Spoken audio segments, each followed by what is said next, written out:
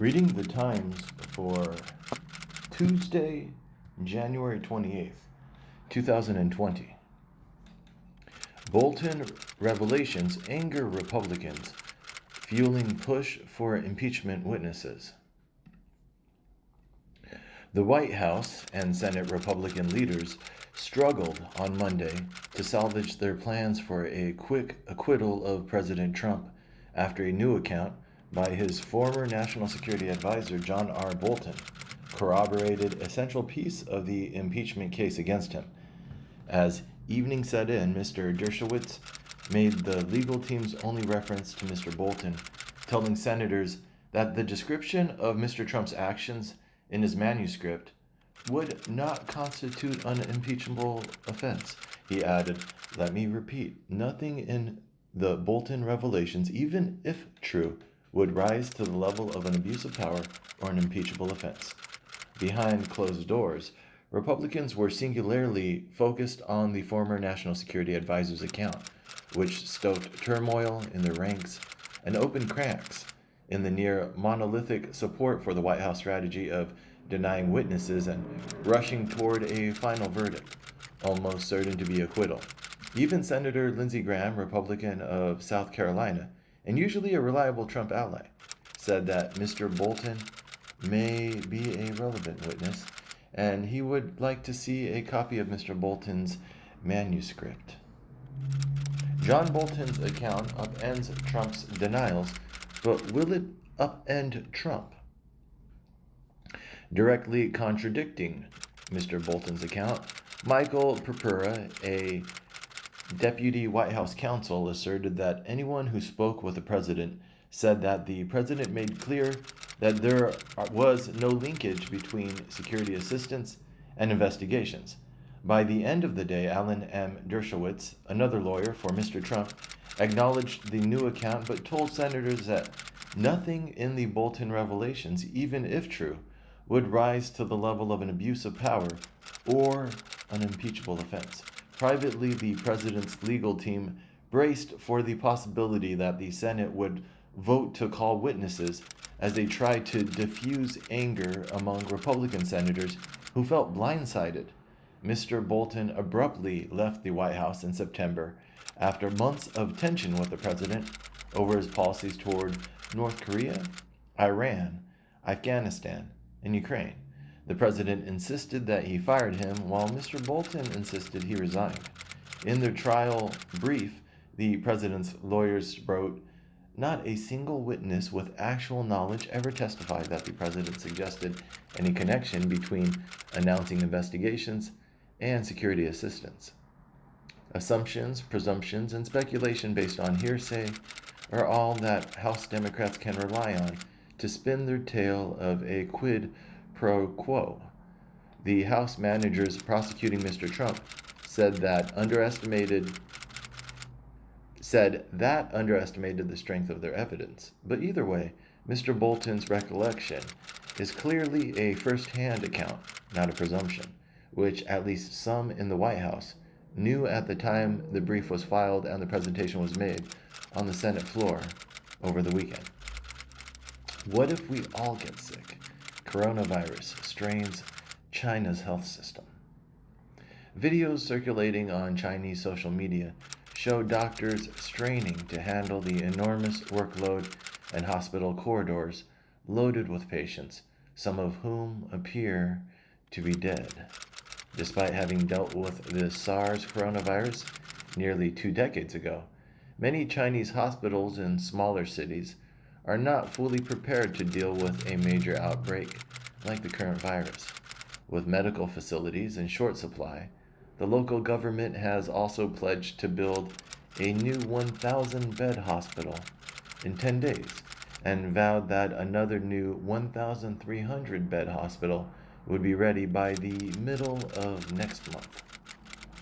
China's coronavirus has revived global economic fears. before a mysterious respiratory illness emerged in the center of China, spreading with lethal effect throughout the world's most populous nation.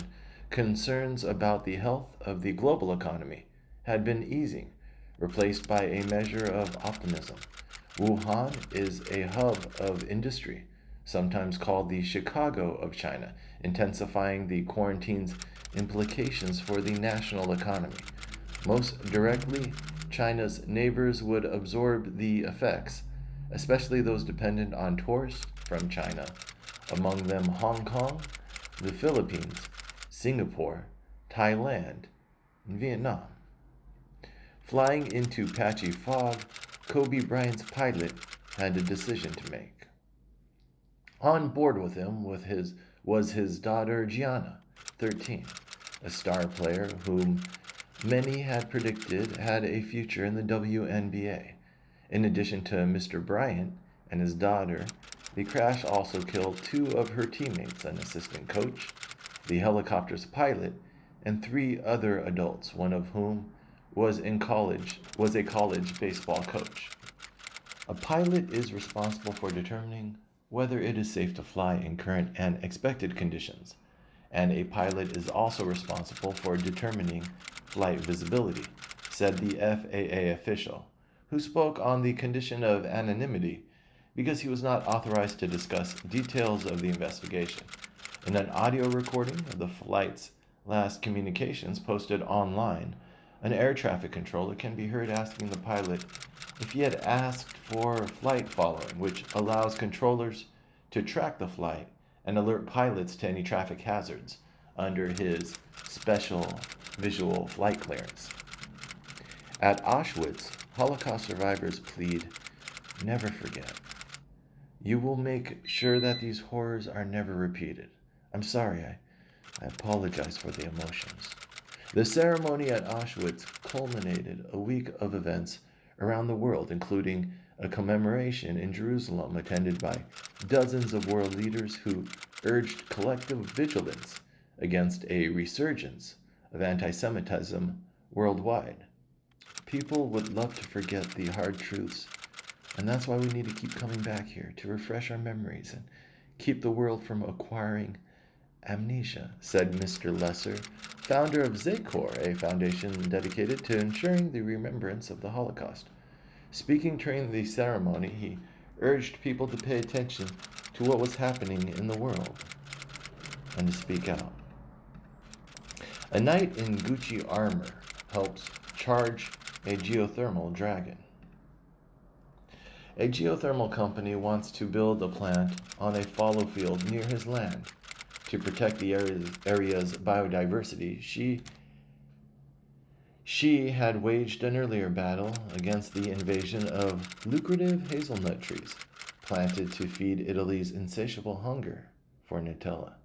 Luigi Parisi, the head of geothermal operations for Enel's green power company, categorically excluded any involvement with opponents to geothermal energy, calling accusations of plotting against the Castel Giorgio project groundless. And Andrea Garbini, the town's mayor, said the only thing he had ever received from Enel was information belying Mr. Rigini's claim of his plant having 0 emissions. Ceasefire in Libya collapses despite international efforts. In a statement, the United Nations support mission in Libya said, "Over the last 10 days, numerous cargo and other flights have been observed landing in Libyan airports in the western and eastern parts of the country, providing the parties with advanced weapons, armored vehicles, advisors, and fighters." The mission condemns these ongoing violations, which risk plunging the country into a renewed and intensified round of fighting. It added, officials of the Tripoli government have said that the fighters are Arabic-speaking Turkish nationals from the area near the Syrian border, but recent news reports suggest that the fighters are Syrian-born and may have received Turkish citizenship. In its statement on Friday, the United Nations mission to Libya said that it deeply regrets the continued blatant violation of the arms embargo in Libya, even after the commitments made in this regard by concerned countries during the International Conference on Libya in Berlin. The leaders on both sides of the Libyan fight have said that they continue to uphold the ceasefire. France to stop using TNT-loaded tear gas grenades. France has announced that its security forces will no longer use explosive tear gas grenades that have maimed protesters, a sign of the government's increasing willingness to address complaints about police use of force that have mushroomed since the Yellow Vest protests. One group of lawyers representing protesters who have been wounded by the grenades expressed satisfaction that the police violence was now at the heart of public concern. But that's still Italian, that wasn't French, was it? But they said in a statement on Sunday that the Interior Minister's announcement was a public relations move in the context of increasing media coverage of police violence. It has been 14 months since we publicly warned Mr. Castaner about the dangerousness of these firearms, the lawyer said, referring to a letter they had written to the Interior Minister in the fall of 2018. The Council of State, France's highest administrative court, has rejected attempts by advocacy groups like the Human Rights League to outlaw the grenades, arguing that police forces were adequately trained to use them in specific circumstances. Football Leaks hacker also revealed finances of Isabel dos Santos. Mr. Pinto's lawyers, Mr. Bourdon and Francisco Teixeira de Mota, confirmed in a news release on Monday that their client has been the source of the so-called Luanda leaks, as the trove of Dos Santos documents has come to be known. One connection between the soccer and Dos Santos leaks is that each included the release of confidential documents from the powerful PLMJ law firm, which is based in Lisbon. For years, hiding behind the pseudonym Jan, Mr. Pinto revealed confidential information, including player contracts, internal team financial documents, and confidential emails that pulled back the curtain on the murky world of soccer finance. Wary residents return to homes near a volcano in Philippines. Thousands of people displaced by the threat of eruptions from the Taal volcano have begun returning home after the Philippine authorities said the danger had subsided. Within hours, Taal, the second most active volcano in the Philippines, rained sulfurous ash across the island, sending nearly 100,000 people in nearby towns fleeing. The Volcano Institute said on Monday morning that volcanic earthquakes, ashfall, and lethal volcanic gas expulsions can still occur and threaten areas within Taal Volcano Island and nearby lake shores. Richard Kalanissen, who returned to his home in Laurel, said he had no more source of income after finding his fish pens already gone. Trump's Mideast plan could give Israel sovereignty over much of Jordan Valley. In my view, that drives what is about to happen as much as Middle East peace may drive it. Speaking alongside Mr. Netanyahu, Mr. Trump said that his proposal, nearly 3 years in the making, constituted the closest we've ever come to an agreement between the Israelis and the Palestinians, and that we will ultimately have the support of the Palestinians, a view very few regional experts share. Mr. Netanyahu remained in Washington and will appear alongside Mr. Trump at the White House on Tuesday for remarks unveiling the plan. The time for talk is over. Full sovereignty. Now, Naftali Bennett, Mr. Netanyahu's defense minister and the leader of a right-wing party Mr. Netanyahu depends on for support, urged last week on Twitter. Gantz makes the best of being the third wheel at the White House. For Benny Gantz, the leader of the centrist Blue and White Party in Israel, traveling to Washington on Monday to meet with President Trump at the same time as the man he is trying to defeat wasn't exactly a state visit. While Mr. Netanyahu was put up at Blair House, the presidential guest house for foreign leaders, across the street from the White House, Mr. Gantz's team had to book him at the Jefferson, a hotel about a half a mile away. After aides to Mr. Gantz informed the White House officials that they were concerned about the optics of the meeting, Trump officials said that they eagerly accommodated Mr. Gantz's request for a one-on-one meeting with Trump on Monday. Chinese officials raced to contain anger over virus. The offer to resign, which was not immediately acted on, suggested that China's harshly practical party hierarchy could settle on local officials, like the mayor and the party secretary, as sacrifices to ease public ire over a spiraling public health crisis that also threatens to take a large economic toll. In Beijing, where 72 cases have been reported by Monday morning, officials warned that anyone who returned to the city from other parts of China must confine themselves to their homes for 14 days. The Wuhan government will be condemned throughout the ages if it turns the map of China all red, she wrote, referring to maps depicting the spread of the virus. New York braces for coronavirus. It's inevitable. With isolated cases of the dangerous new coronavirus cropping up in a number of states, public health officials say it is only a matter of time before the virus appears in New York City. As of Monday, Mr. Liu said he had not experienced any symptoms. So far, so good.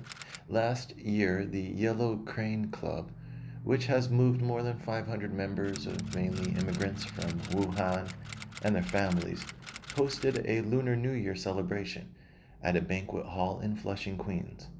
We are very clear. We wish New Yorkers a happy Lunar New Year, and we encourage people to spend time with their families and go about their celebration, Dr. Barbeau said. Powerful storm kills 47 in Brazil.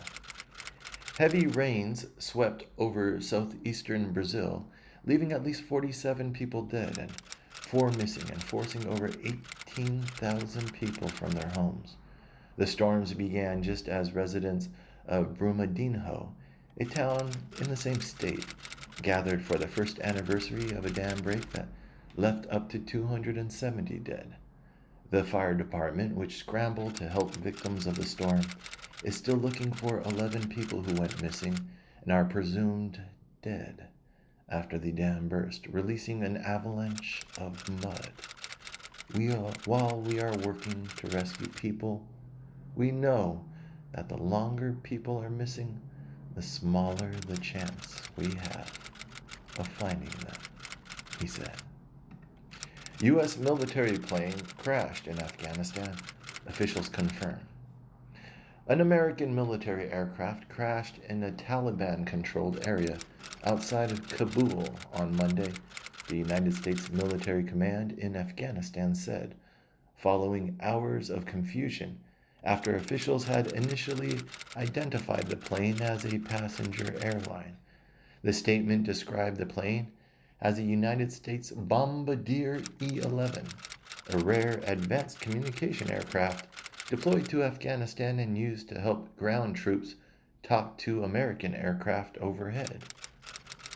While the cause of the crash is under investigation, there are no indications the crash was caused by enemy fire, said a colonel. The country's vice president, Sawar Danish, who said it had been a passenger plane, had even expressed condolences about their martyrdom to the people of Afghanistan. But hours later, Alem Shah Ibrahimi, the president of Ariana, said the company's initial information showed that all our fleet are located. Qasim Wafayezadeh, the head of Afghanistan's Civil Aviation Agency, said it has confirmed that no civilian plane has crashed. Leader of Pakistani rights movements is arrested on conspiracy charges. The leader, Manzoor Ahmad Pashtun, was arrested in the early hours of Monday morning on 5 separate charges, including conspiracy and sedition, after giving a speech that officials said was against the Constitution and the state. Despite Mr. Pashtun's arrest, other PTM leaders have vowed to press on, although his associates have been arrested and protesters have been intimidated or abused. The authorities had until now avoided going straight to Mr. Pashtun, who has become an influential public figure, despite the authorities' efforts to impose a new blackout around PTM's activities. UN embassy in Baghdad is hit by mortars. In a call with the Iraqi Prime Minister on Monday, Secretary of State Mike Pompeo said he was outraged that groups that he described as armed by Iran were continuing an attack to attack American bases and diplomatic posts in Iraq, according to the State Department spokeswoman. We view last night's attack on the embassy as an attempt to distract Iraqi and international attention away from the brutal suppression of peaceful Iraqi protesters by Iran and its proxies. Ms. Ortagus said in a statement describing the call. The Prime Minister's statement, released within hours of the mortars landing in the embassy compound, appeared aimed at reassuring the Americans that the Iraqis were taking the attack seriously and would mount a vigorous response. In crucial Pennsylvania, Democrats worry a fracking ban could sink them. While Mr. Sanders and Ms. Warren pushed a nationwide fracking ban, other leading Democrats, Joseph R. Biden Jr., Pete Buttigieg, let's figure out how to say this guy's name. I think I've been saying how to say Buttigieg. We're going to get a video how to pronounce Buttigieg. Here we go. See, someone's already on top of this. Technical difficulties. And there's a fucking ad. Let's see what's inside. Future of the internet if we don't do something. How do you pronounce the name of the South Bend mayor who's a presidential hopeful? This is Rachel's English. He says it. Buttigieg. So it's not Pete Buttigieg. Pete Buttigieg. Pete Buttigieg. I've been saying it all Buttigieg. boils down to the vowels. Buttigieg. The vowel in the Buttigieg. Alright, boom. Done. Alright. I knew I was saying that wrong this whole time. While Mr. Sanders and Ms. Warren push a nationwide fracking ban, other leading Democrats, Joseph R. Biden Jr. and Pete Buttigieg, Amy Klobuchar, and Michael R. Bloomberg have held back, calling instead for tighter regulations, a ban on new oil and gas drilling leases on federal land, and a transition away from natural gas over time. Mr. Trump will demagogue on energy regardless of the Democrats' positions, they argue. Better to inspire young voters and others impassioned to tackle climate change, especially in cities like Pittsburgh and Philadelphia, than to worry about isolated voters in western Pennsylvania's fracking country. A November poll conducted by the Kaiser Family Foundation and the Cook Political Report found that only 39% of Pennsylvania's swing voters saw a fracking ban as a good idea, even as nearly 7 in 10 of those same voters say they supported the idea of a Green New Deal for the environment. Guantanamo testimony exposes role of doctors in CIA interrogations. Medical personnel who administered rectal rehydration did not do so as an interrogation technique or as a means to degrade a detainee, but instead utilized the well-acknowledged medical technique to address pressing health issues, it said in a once secret, lengthy protest to the Senate Intelligence Committee. In one instance, Dr. Mitchell testified he and Dr. Jessen sought medical care for a prisoner at Cobalt who would later die in detention, probably of hypothermia, and were rebuffed by a physician assistant in charge of medical care who replied that he did not care for terrorists.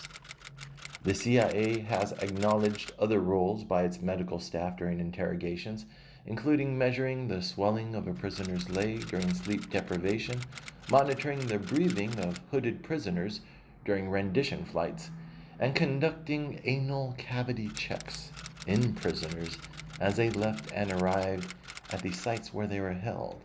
In his 2007 account, the Chief of Medical Services for the CIA also acknowledged that during enhanced interrogations, medical providers did not seek knowing consent of the shackled and at times hooded detainees.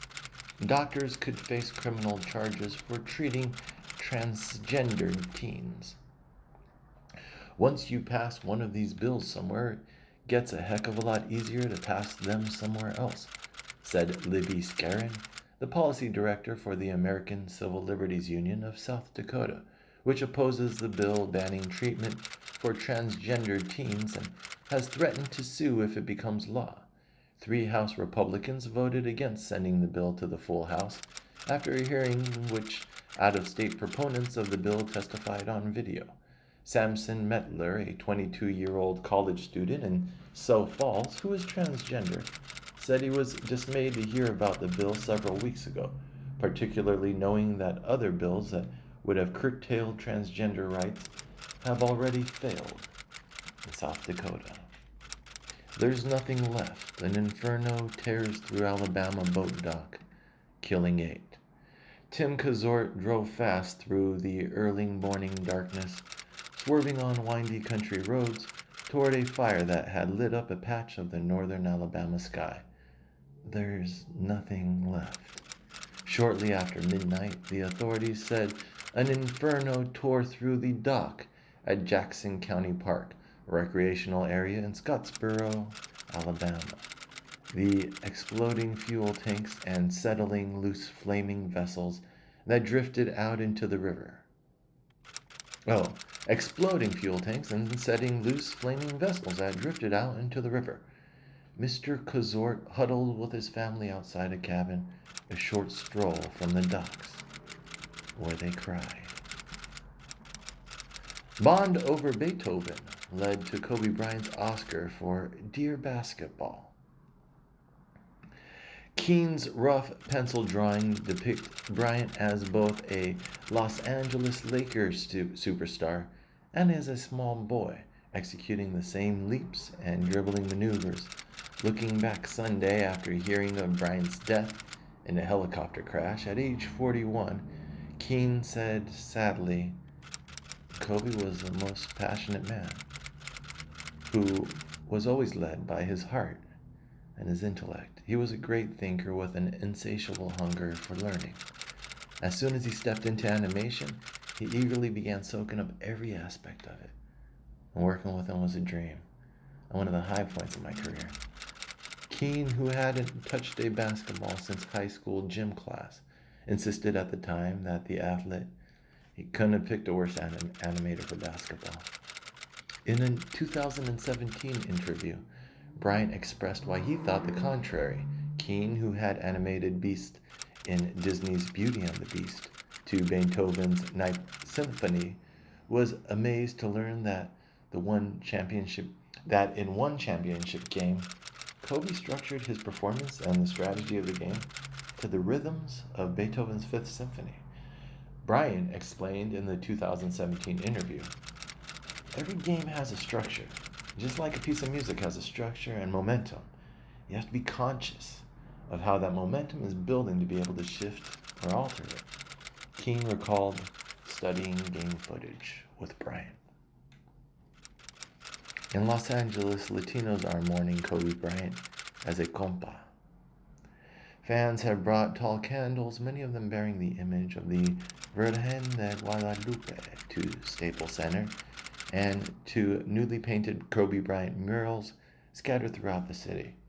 During a national broadcast game against the Phoenix Suns in 2010, when Arizona was at the height of a debate over a bill that made the failure to carry immigration documents a crime, Miss Bryant smiled as she wore a t-shirt that read, "Do I look illegal?" Mr. Bryant often referred to his wife as Mamacita, an affectionate display of playful romance.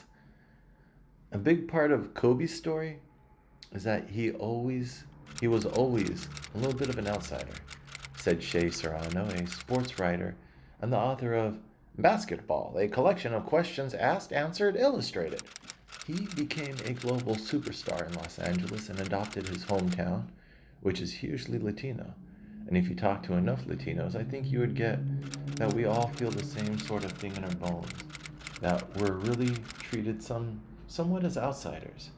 Joe Rivas, 28, a registered nurse from Cerritos, California, said he often watched videos of Mr. Bryant on the court to motivate himself as he crammed for nursing exams. The 9 victims of the helicopter crash that killed Kobe Bryant.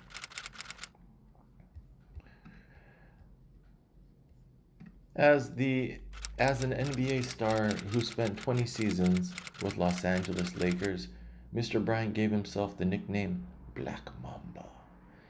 As his daughter's youth basketball career took off, he called her Mambacita.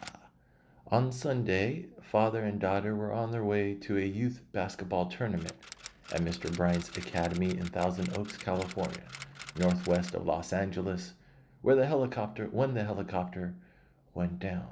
His daughter, Alyssa, was scheduled to play in the youth tournament on Mr. Bryant's team, the Mambas. And Mr. Altobelli didn't want to miss it. Miss Mauser, 38, had a long history with the Bryant family. She worked at Harvard Day School, where Gianna was a student for about 11 years as a physical education teacher and basketball coach. State Department will not allow NPR reporter on Pompeo's plane following interview.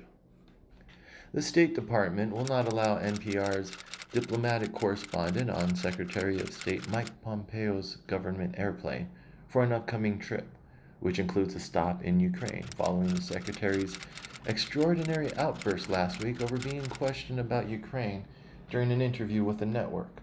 The upcoming trip includes a stop in Kiev, Ukraine, the first visit there by Mr. Pompeo since Congress opened impeachment proceedings over accusations that President Trump tried to leverage $391 million in security aid to prompt Ukraine to launch an investigation into his political rivals. Witnesses have said Mr. Pompeo was aware of the scheme and of a shadow foreign policy in Ukraine that undercut his own diplomats there. The Secretary of State has insisted he did nothing wrong. Doug Collins, Trump ally, is expected to run for Senate in Georgia. The State Department will not allow NPR's diplomatic correspondent on Secretary of State Mike Pompeo's government that is a mistake. Technical difficulties. I'm going to have to pause and be back shortly. Doug Collins, Trump ally, is expected to run for Senate in Georgia. Mr. Collins' long-expected decision sets the stage for a brutal Republican-on-Republican fight that will put prominent House conservative known for his defenses of Mr. Trump against a wealthy businesswoman appointed in recent weeks to fill the state's vacant Senate seat. Now Mr. Trump finds himself between a loyal lawmaker and a sitting senator who has the backing of Mr. McConnell and Georgia Republicans like Mr. Kemp, who are eager to elevate a woman to an increasingly competitive state. Two close allies of Mr. Trump, Representatives Jim Jordan of Ohio and John Radcliffe of Texas, are the leading contenders to replace him as the top Republican on the Judiciary Committee, a coveted post. Supreme Court allows Trump's wealth test for green cards. The Supreme Court considered 2 cases brought in New York, one by groups that provide services to immigrants and the other by New York, Connecticut, Vermont, and New York City.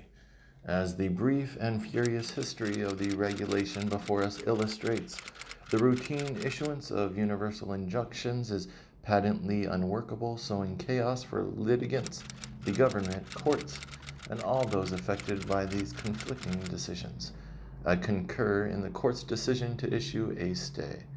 Justice Gorsuch continued, Gita Schwartz, a lawyer with the Center for Constitutional Rights, where representative groups challenging the new program, which represents groups challenging the new program, said in a statement that the court's decision to lift the injunction is very disappointing, but our challenge to the draconian public charge rule is still moving forward. In asking the Supreme Court to lift the injunctions in the new case, Solicitor General Noel J. Francisco wrote that the new rule was authorized by a federal statute that makes immigrants inadmissible if they are likely at any time to become a public charge. The new rule, Mr. Francisco wrote, was a permissible interpretation of that phrase.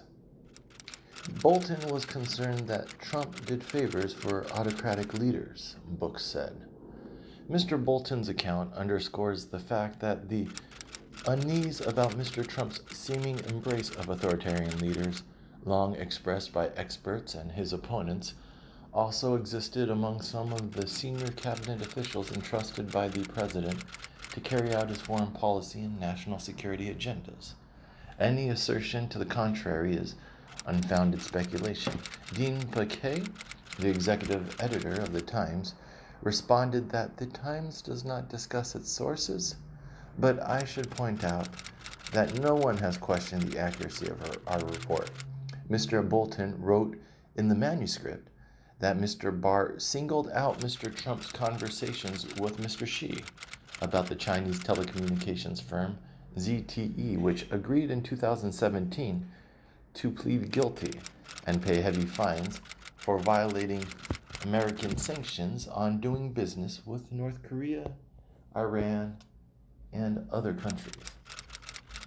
Mr. Trump himself declared himself a big fan of Mr. Erdogan as they sat side by side in the Oval Office last fall, after Mr. Trump cleared the way for Turkish forces to invade Syria, though he warned Mr. Erdogan behind the scenes against the offensive. Trump denies telling Bolton that Ukraine's aid depended on Biden investigation. There can be no doubt now that Mr. Bolton directly contradicts the heart of the president's defense. Speaker Nancy Pelosi and Chuck Schumer, the minority leader, said in a joint statement on Sunday after the New York Times article about Mr. Bolton's account was published. Mr. Bolton's lawyer blamed the White House for the disclosure of the book's contents, which Mr. Bolton submitted for a standard security review 12 days after the House impeached Mr. Trump. Bob Driscoll, a lawyer for Mr. Mulvaney, disputed Mr. Bolton's account and said Mr. Bolton was merely trying to sell his book, which is set to be released in mid-March. How many Republican voters are needed to subpoena Bolton? 4, 3, or none? The Senate's general rules for impeachment trials are silent about whether the Chief Justice may cast tie-breaking votes on procedural motions, and the current version of them, last revised in 1986, still does not address that question. The Senate voted down the objection, creating a precedent that Chief Justices do have tie-breaking power in impeachment trials, just as vice presidents have tie-breaking power in votes on legislation and nominations. Mr. Davidson said that the Senate parliamentarians would most likely advise Chief Justice Roberts that the two sets of impeachment trial procedures must be read together, and that where they conflict, the more recent and specific rule, those passed for the Trump trial, should prevail. In impeachment battle, California stands on the front lines. Across the state, another California congressman was being targeted by Mr. Trump's backers for his role in seeking to remove the president from office. In California, we have red counties and blue counties, just like America has red states and blue states, said Jill Duran, the California opinion editor at the Sacramento Bee, who wrote the recent editorial about Mr. Nunes.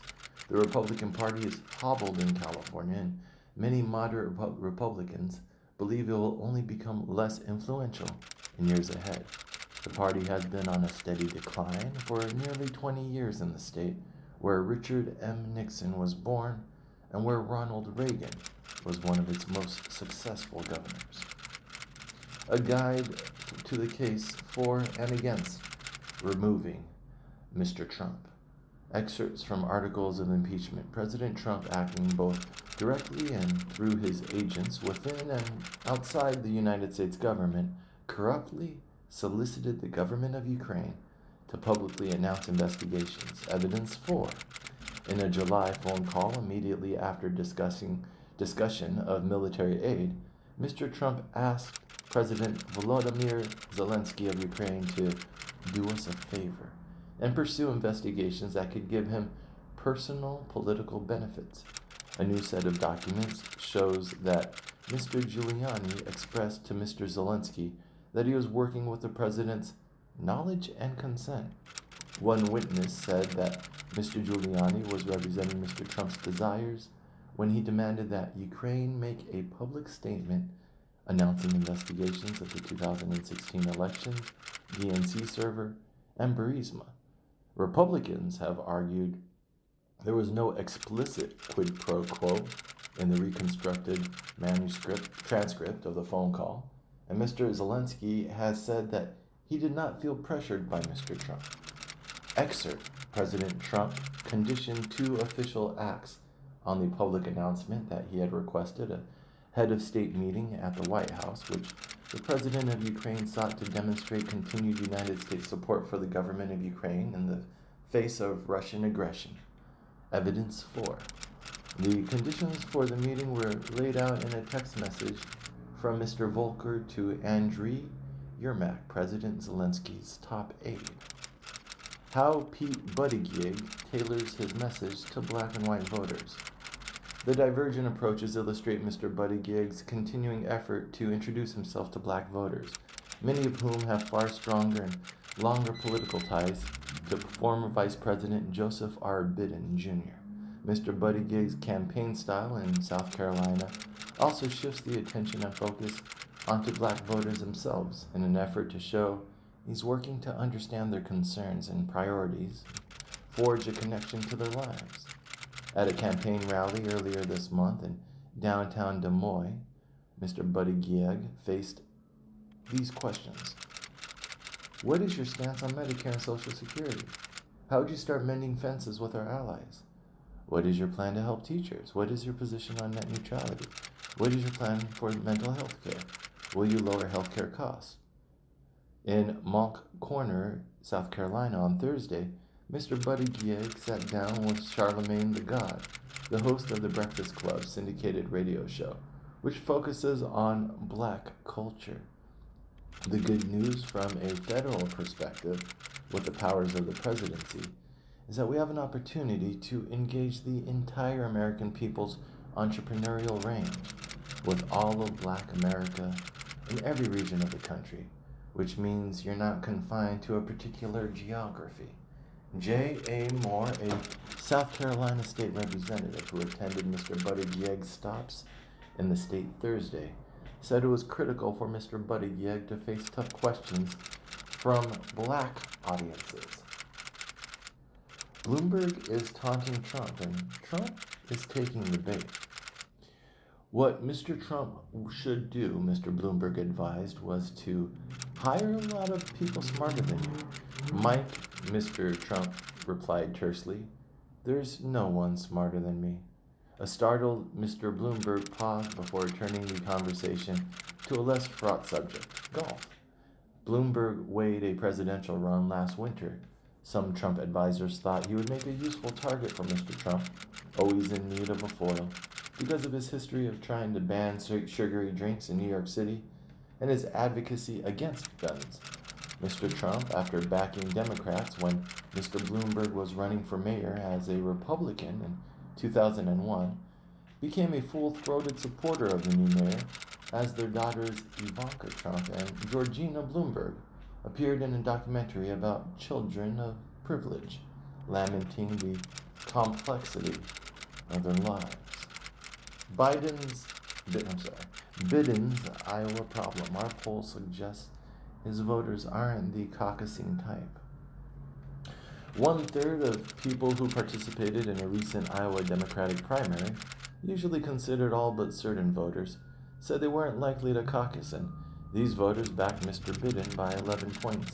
In the Times Siena poll, the Times Siena poll does not use past vote history to define the universe of voters eligible to participate in the caucus poll. In a second likely voter question, which asked Democratic caucus goers to evaluate their likelihood of voting, Mr. Biden does worst among the voters who say they're almost certain to vote, and falls to just 15% of the vote. In Iowa, the not Sanders Democrats find voters torn. Miss Campbell said she would have no difficulty supporting Mr. Sanders in the general election, but added, "I can tell you, I hear from friends and colleagues who say, 'Oh my God, what are we going to do if Bernie wins?'" But in Iowa, Democrats who hope to avert that outcome do not appear close to settling on another candidate as an alternative to Mr. Sanders. Even now, as Mr. Sanders takes a lead in the first two early states, his opponents have not delivered a sustained argument against his candidacy and remain reluctant to take him on. While Mr. Buttigieg drew attention for warning in a fundraising solicitation that a Sanders nomination would be too risky, he notably declined to amplify his rhetoric in television interviews over the weekend. Each of the would-be Stop Sanders candidates has built enough political strength to justify forging ahead. Mr. Biden remains the national frontrunner with unmatched support among black voters. Mr. Buttigieg and Ms. Warren have both taken double-digit support in New Hampshire polls and sizable war chest. Ms. Klobuchar has the thinnest operation beyond Iowa of the group, but over the weekend she earned the endorsement of New Hampshire's influential Union Leader newspaper. Surprise, Mr. President, John Bolton has the goods. What changed? Shocking but not surprising revelations from John Bolton's book manuscript, which the New York Times reported over the weekend, have made impossible to ignore what everyone has known for months. President Trump withheld hundreds of millions of dollars in military aid to Ukraine to benefit himself politically, and against the strenuous objections of his top aides and both parties in Congress. Last fall, Fiona Hill, a Russia expert and former Bolton aide, testified in the House that Mr. Bolton was alarmed by Mr. Trump's aid for investigation scheme, which Mr. Bolton characterized as a drug deal. In the manuscript, detailed descriptions of which were leaked to the Times, he recounts nearly a dozen instances in which he and other top administration officials pleaded with Mr. Trump to release the aid, but to no avail. Back in September, Senator Lindsey Graham, the South Carolina Republican and one of Mr. Trump's staunchest defenders, said, What would have been wrong is if the president had suggested to the Ukrainian government that if you don't do what I want you to do regarding the Bidens, we're not going to give you aid. That was the accusation. That did not remotely happen. Except that it did, as Mr. Bolton is apparently willing to say under oath. Greta versus the greedy grifters. The International Monetary Fund makes regular estimates of worldwide subsidies to fossil fuels, subsidies that partly take the form of tax breaks and outright cash grants, but mainly involve not holding the industry accountable for the indirect costs it imposes. Without these subsidies, it's hard to imagine that anyone would still be investing in fossil fuels. Given the scale of subsidies we give to fossil fuels, the industry as a whole should be regarded as a gigantic grift. Bernie could win the nomination. Should we be afraid? Sanders has a reputation for focusing on class at the exclusion of all else, as David Frum put it in The Atlantic. Left, but not woke, is the Bernie Sanders brand. The filmmaker Michael Moore came on and described Donald Trump as the endpoint of a country founded on genocide and built on the backs of slaves. Alexandria Ocasio-Cortez spoke, saying, I'm here because Senator Sanders has actually committed to breaking up ICE. There are no moral or intellectual comparisons between Sanders and Trump, but there are structural similarities between the Sanders campaign and the one Trump ran in 2016. The economic inequalities that Sanders rails against are very real, but most Americans, including most Democrats, say the economy is good, and a fortune would be spent to convince them that Sanders would crash it. Why the WNBA loved Kobe Bryant. Perhaps the young women's basketball player Kobe influenced the most was his 13-year-old daughter, Gianna, who also lost her life in Sunday's tragedy. Gianna dreamed of playing for the Yukon Huskies and then for the WNBA. And like everything Kobe did, he went after his daughter's basketball dreams with vigor. My basketball career is supported by a woman like Maya Moore, who in 2011 became the first female basketball player to sign with Nike's Jordan brand. Nyeka and Chini Ogwumike and Laishia Clarendon, who served on executive committee of the WNBA Players Union, helped negotiate a new collective bargaining agreement that increased the players' salary cap by 30%. And Becky Hammond, who in 2014 became the first full-time female assistant coach in the NBA.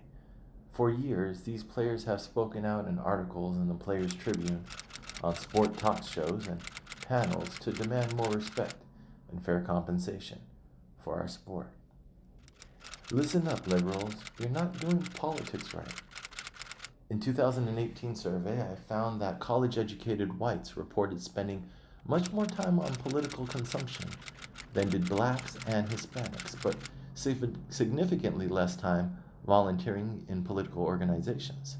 At times, religious and political hobbyists can feel connected to community even when they're not pitching into one. Perhaps finding a spiritual connection in the charm of the twinkling lights of December, or a sense of solidarity in an uplifting moment for their political allies.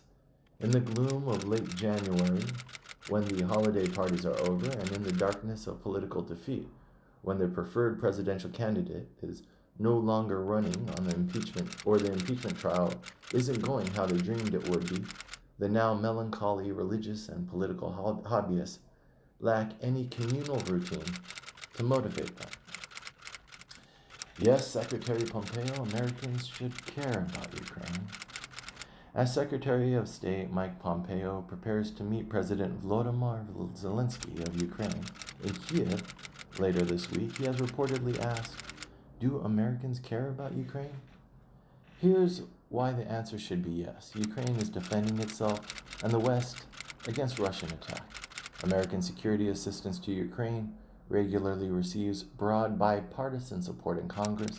The importance of that assistance to Ukraine and to the U.S. national security is not an issue. Until Russia withdraws from Ukraine, both Donbass and Crimea, and recognizes that Ukraine is an independent sovereign nation, other nations cannot be secure. The push for witnesses at the impeachment trial.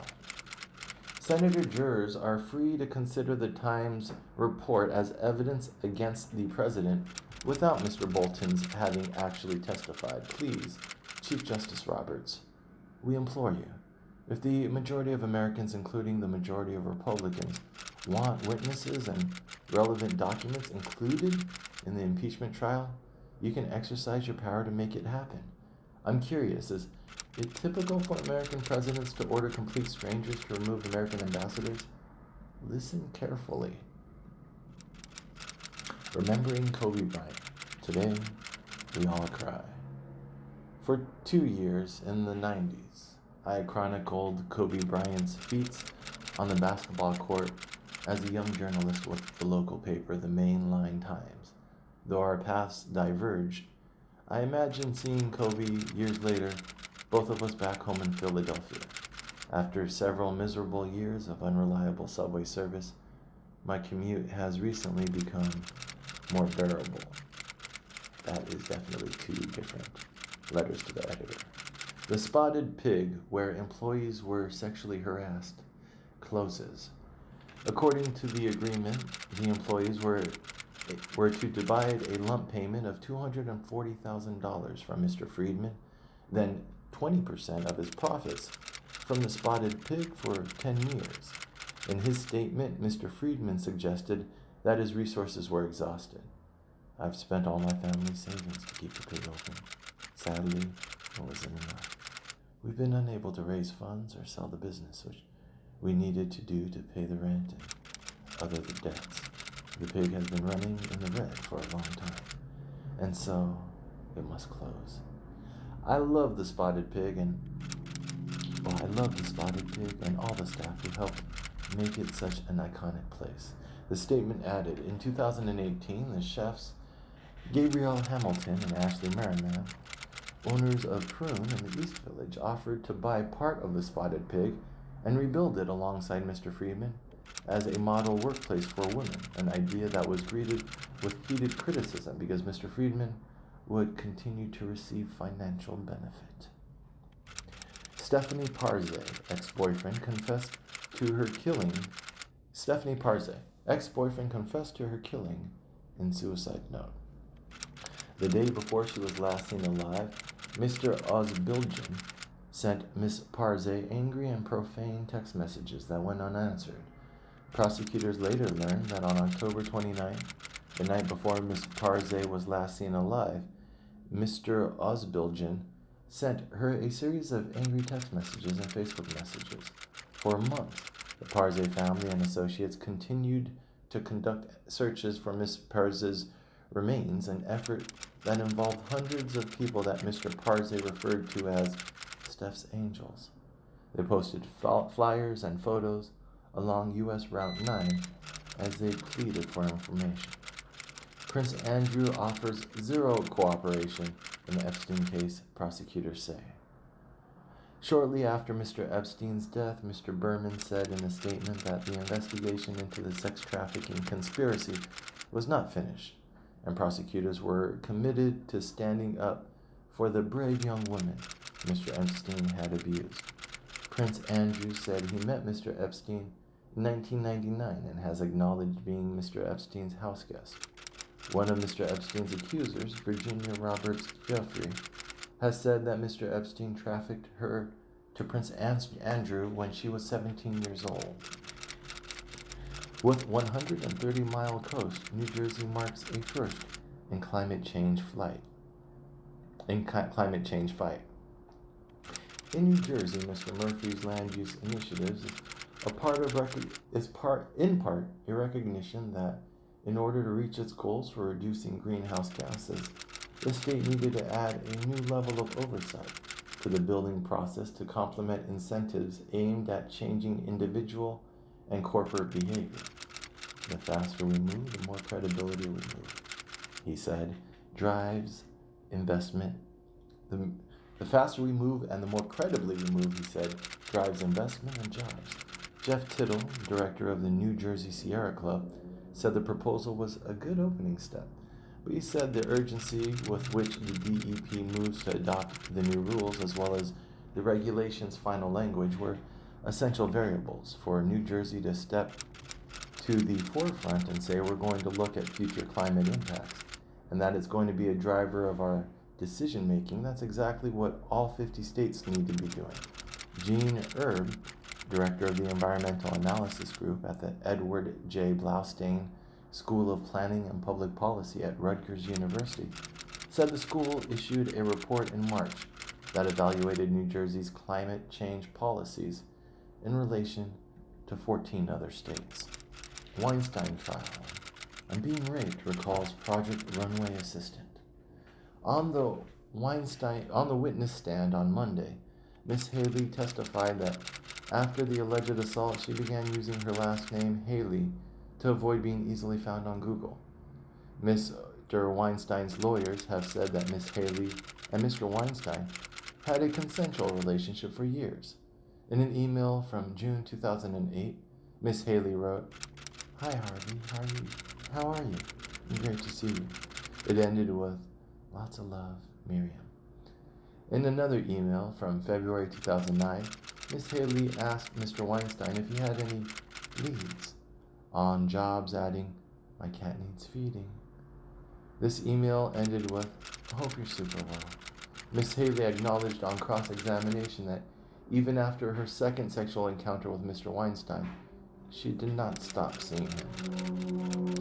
Brazen shooting near courthouse may have been revenge for a murder. Just past noon on Monday, in a brazen attack outside a busy courthouse about a mile away, 4 people in a passing car opened fire on a second vehicle, wounding its 4 occupants and sending victims and bystanders fleeing for refuge inside the brick and stone building, the police and witnesses said. The shooting on around 24 men and women, the shooting on Monday appeared to have been carried out in retaliation for the murder on Sunday at the Green Complex. Armando Perez, the city's police chief, said in a news conference on Monday. A year ago, a dispute between families exploded into a brawl in the courthouse lobby, according to the Connecticut Post, which described around 24 men quickly overwhelming the meager force of judicial marshals as horrified onlookers ran for cover. The shooting on Monday happened around 12:15 p.m. outside Bridgeport Superior Court on Golden Hill Street, the police said. How the GOP became the party of the left behind. In the 1990s, there was no strong correlation between the economic standing of a place and the partisan preferences of its voters. The Republican Party received roughly the same share of the vote in richer and poorer counties. Now, the Republican share of the vote has increased across the nation's most economically disadvantaged counties, while the most successful counties have moved toward the Democrats. On the flip side, the Republican share of the vote in the Gallatin County, Montana, which includes the college town of Bozeman, declined from 59% to 44% during that time, as the average income of his residents increased to 102% of the national average from 83%. As virus spreads, anger floods Chinese social media. Recently, someone following the coronavirus crisis through China's official news media would see a lot of footage, often set to stirring music, praising the heroism and sacrifice of health workers marching off to stricken places. Someone following the crisis through the social media would see something else entirely: vitriolic comments and mocking memes about government officials, harrowing descriptions of untreated family members, and images of hospital corridors loaded with patients, some of whom appear to be dead. The contrast is almost never so stark in China. Articles and comments about the virus continue to be deleted, and the government and internet platforms have issued fresh warnings against spreading what they call rumors.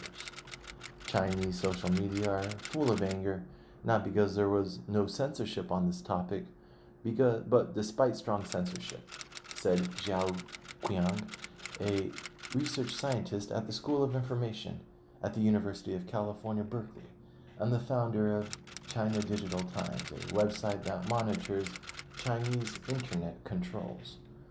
Stocks have worst days since October over coronavirus worries. American Airlines fell more than 5%, and Wynn Resorts, which operates casinos in Macau, a special administrative region of China, and a gambling haven for Chinese high rollers, tumbled 8%.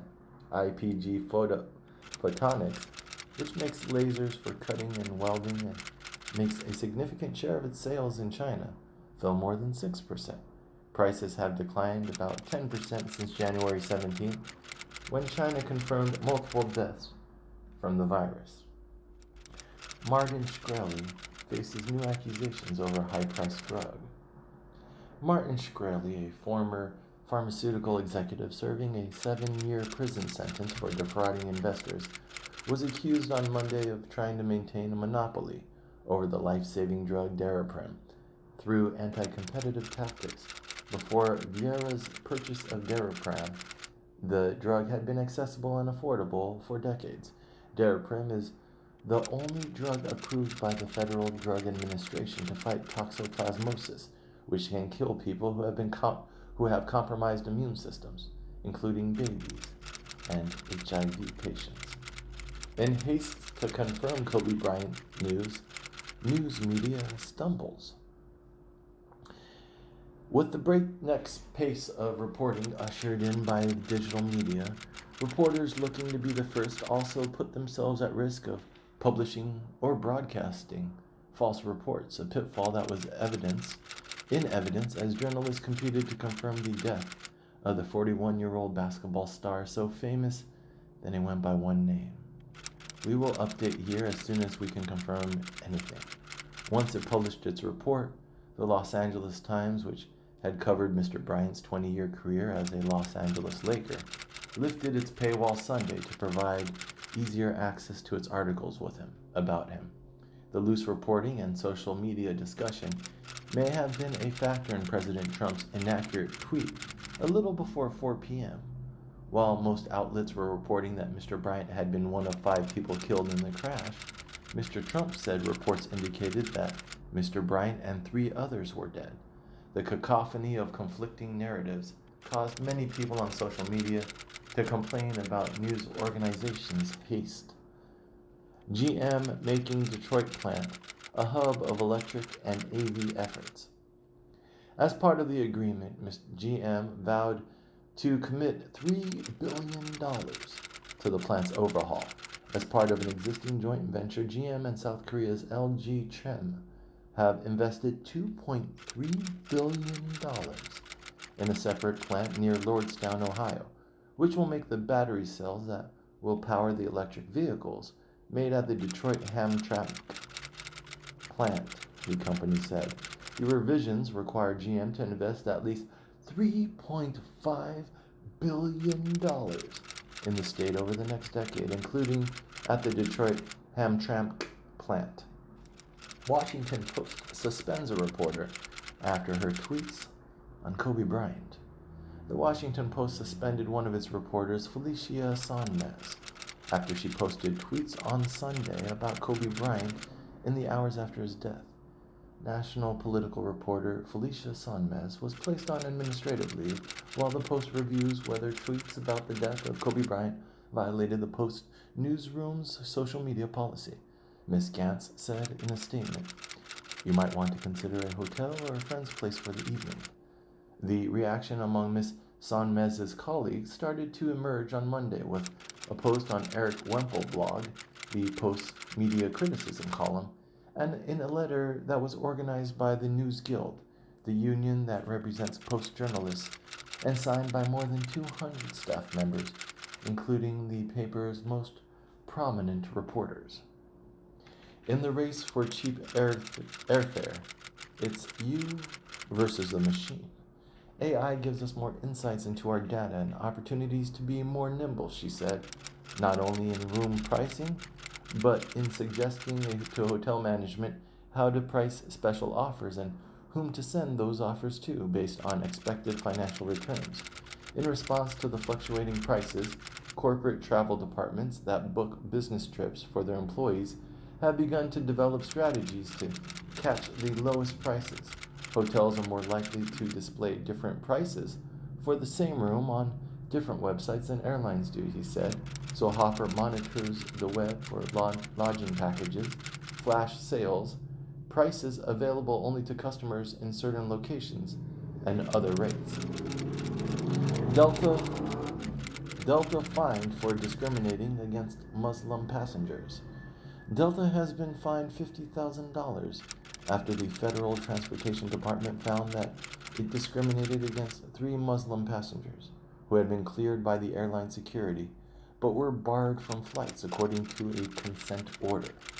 The couple were returning home to the Cincinnati area from the Charles de Gaulle Airport in Paris and had boarded Delta Flight 229 on July 26, 2016, when another passenger told a flight attendant that their behavior made that passenger very uncomfortable and nervous. the Transportation Department said. After Delta Security said there were no red flags, the man reboarded the plane and the flight left again. Trump expands steel tariffs, saying they are short of aim. President Trump has announced plans to broaden his tariffs on Friday. President Trump has announced plans to broaden his tariffs on foreign steel and aluminum, saying the existing tariffs have not proved as effective as he had hoped in reviving American production. In a proclamation on Friday night, the president accused foreign companies of trying to circumvent the 25% tariff he placed on foreign steel and the 10% tariff he placed on foreign aluminum in 2018. Imports of steel and aluminum into the United States have declined since the tariffs went into place, he said, but imports of products made with those metals has significantly increased.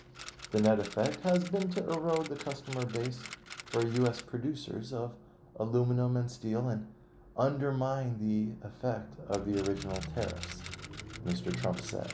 And that has been Reading the Times for Tuesday, January 28th, 2020. Reading the Times for Tuesday, January 28th, 2020.